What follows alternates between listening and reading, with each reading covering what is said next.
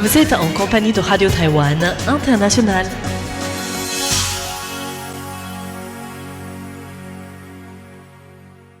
Bonjour à toutes et à tous, vous êtes bien sur l'antenne francophone de Radio Taïwan International.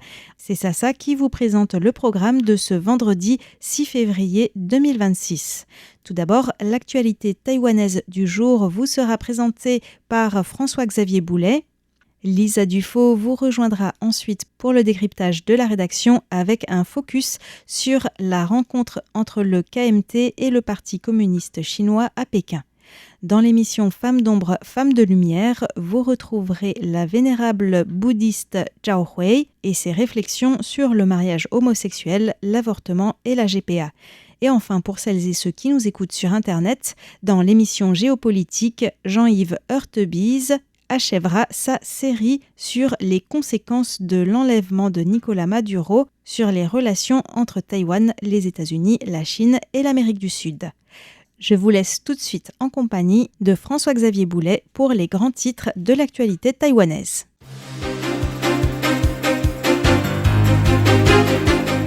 Taïwan peut être un partenaire fiable dans la réindustrialisation de l'Europe. Franck Paris dit que la défense du droit international dans le détroit de Taïwan n'est pas une provocation. Le représentant taïwanais au Canada appelle Ottawa à plus de courage face à la Chine. Le Congrès américain estime que l'impasse budgétaire de Taïwan soulève des questions sur ses capacités de défense. Bonjour et bienvenue dans l'édition de l'actualité de ce vendredi 6 février 2026. C'est François-Xavier Boulet pour vous présenter le journal de la rédaction.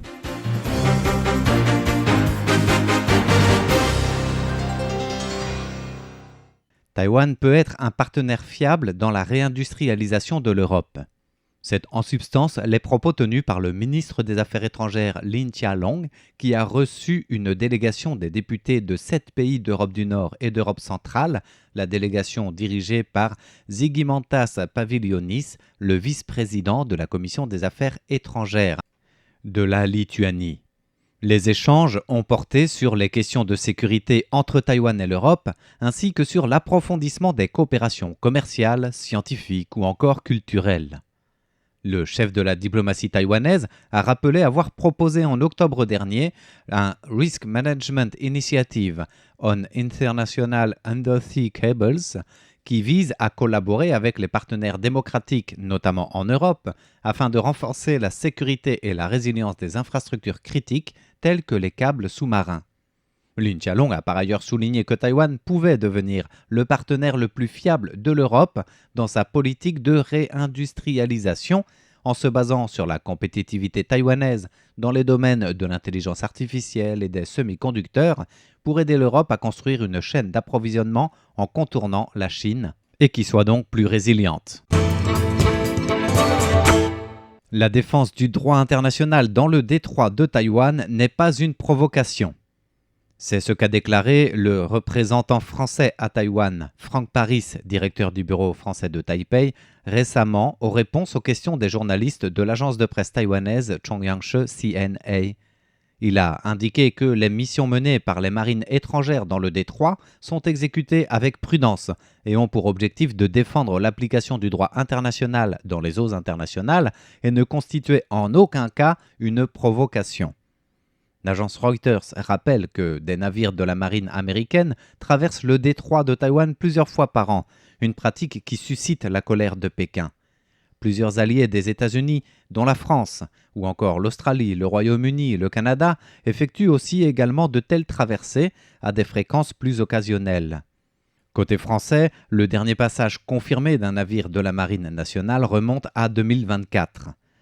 À l'heure où la France assure la présidence tournante du G7 en cette année 2026, le représentant Franck Paris a aussi souligné que les déclarations du G7 incluent régulièrement un message clair sur l'importance accordée à la région et au maintien du statu quo dans le détroit de Taïwan, tout en s'opposant à tout recours à la force ou à la coercition. Taïwan appelle le Canada à faire preuve de courage face à la Chine. L'accord cadre de coopération commerciale entre Taïwan et le Canada, finalisé depuis avril 2025, pourrait voir sa signature retardée en raison de l'évolution des relations sino-canadiennes. Le Premier ministre canadien, Mark Carney, a en effet récemment déclaré que le Canada entretenait des relations d'ordre économico-commercial avec Taïwan, mais que sa priorité actuelle restait le renforcement des échanges avec la Chine. Une déclaration qui intervient après sa visite à Pékin à la mi-janvier et qui est la première d'un Premier ministre canadien depuis 2017, marquant un réchauffement des relations bilatérales et la conclusion d'un nouveau partenariat stratégique. Le représentant de Taïwan au Canada, Harry Tsang-Horan, a exprimé ses inquiétudes d'un retard de la mise en œuvre de l'accord cadre économique lors d'une interview à Radio-Canada, appelant Ottawa à faire preuve de courage face à la Chine. Il a indiqué que les représentants de négociation des deux parties ont déjà signé le texte de l'accord cadre prévu, ce qui marque la fin des discussions et ouvre la voie à une signature effective de l'accord. Toutefois, il craint que le gouvernement canadien ne retarde la validation de l'accord commercial avec Taipei afin de préserver ses relations avec Pékin. La porte-parole du ministère canadien des Affaires étrangères, Samantha Lafleur, a confirmé l'existence de l'accord et en précisant que les prochaines étapes étaient en cours d'examen dans le cadre de la politique d'une seule Chine observée par le Canada. L'accord Canada-Taïwan porte notamment sur le commerce numérique, la transition énergétique et les résiliences des chaînes d'approvisionnement, en particulier dans le secteur des semi-conducteurs. Le Congrès américain estime que l'impasse budgétaire de Taïwan soulève des questions sur ses capacités de défense. La Chambre américaine des représentants a publié un rapport du Congressional Research Service qui souligne que l'impasse actuelle autour du budget spécial de défense à Taïwan suscite des inquiétudes quant à la capacité de l'île à financer pleinement sa propre sécurité. Le rapport américain souligne aussi que même si la Chine revendique la souveraineté sur Taïwan, elle ne l'a toutefois jamais contrôlée. Quant au développement accru et diversifié des capacités de l'armée populaire de libération pour une éventuelle action militaire à l'encontre de Taïwan, le rapport du service de recherche du Congrès américain estime que Pékin pourrait être en mesure de lancer diverses opérations contre Taïwan dans un avenir proche, tout en précisant que l'objectif 2027 fixé par Xi Jinping à ses forces armées répondait à un ordre de capacité militaire et pas nécessairement de décision effective d'invasion. Le rapport liste aussi les forces défensives de Taïwan, depuis sa situation géographique favorable puisqu'elle rend difficile une opération amphibie, jusqu'au soutien politique étranger en passant par un renforcement de ses capacités de défense.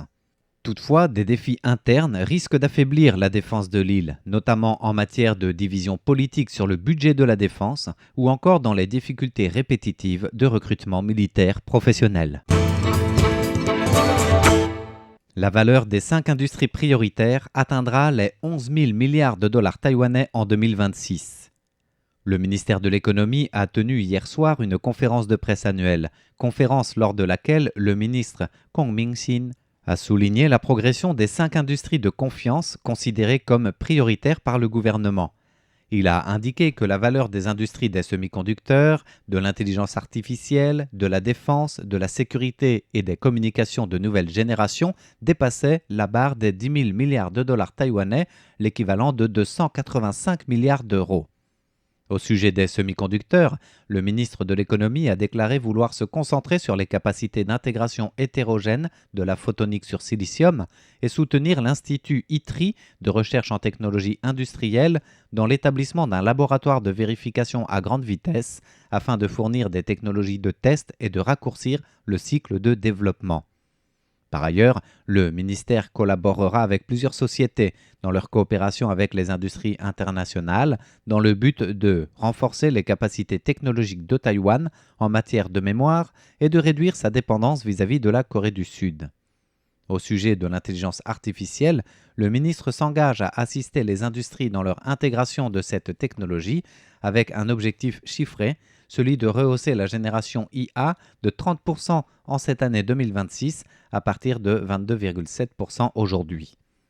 Le ministre Kong Ming-sin a estimé que la valeur de ces 5 industries phares devrait dépasser les 11 000 milliards de dollars taïwanais dès cette année 2026, soit la barre des 313 milliards d'euros.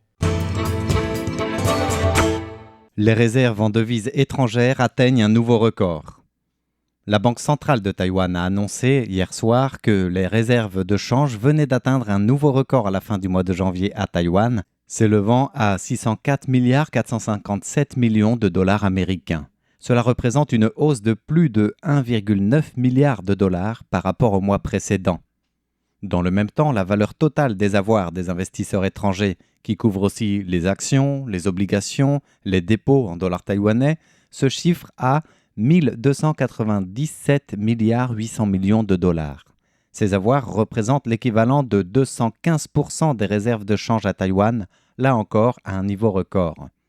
Cette situation montre, certes, la forte attractivité du marché boursier taïwanais, mais elle expose en même temps des risques de pression sur la devise en cas de vente massive de ses capitaux étrangers.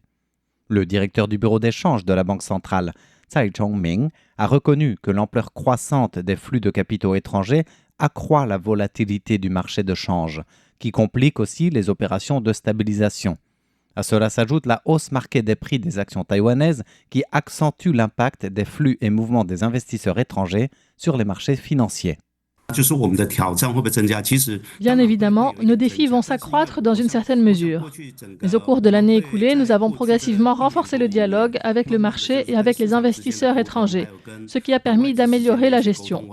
Ensuite, le marché dispose également d'un mécanisme solide de formation des prix. Tant qu'il n'y a pas d'anticipation irrationnelle, c'est-à-dire lorsque les prix atteignent un certain niveau, étant donné que nous bénéficions d'une situation d'excédent courant, ces capitaux finiront par revenir. Dans l'ensemble, la Banque centrale reste rassurante et elle estime que les ventes récentes des investisseurs étrangers restent en partie liées à l'approche de la fermeture du marché pendant 11 jours pour le nouvel an lunaire à Taïwan, ce qui oblige les investisseurs étrangers à adapter leur stratégie momentanément et qu'il ne faut donc pas vraiment y voir un désengagement sur le long terme. Vous écoutez Radio Taïwan International. Les réglementations environnementales freinent le développement de l'énergie solaire à Taïwan.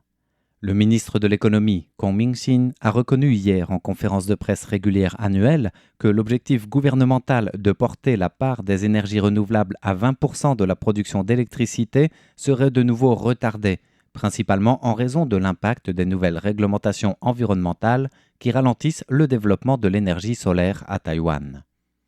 Initialement prévu pour 2025, puis repoussé une première fois à novembre 2026, cet objectif énergétique apparaît encore hors de portée dans les délais prévus, d'autant plus à la suite de l'entrée en vigueur des 3 lois sur l'évaluation environnementale adoptées l'année dernière par le Parlement taïwanais et qui restreignent l'installation de centrales photovoltaïques sur le sol et ralentissent d'autant plus les projets en cours.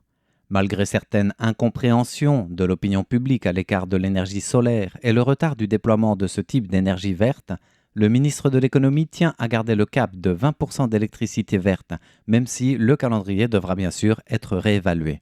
Écoutons ces détails. Nous devons analyser les facteurs externes ainsi que les insuffisances internes à nos services. Nous allons réévaluer la situation pour fixer un nouveau calendrier afin d'atteindre cet objectif. Comme je l'ai dit, nous continuerons à promouvoir les énergies renouvelables, même s'il existe des défis. Je crois surtout que ce sont des malentendus qui subsistent encore autour de l'énergie photovoltaïque. Avec le temps, nous espérons parvenir à les dissiper progressivement.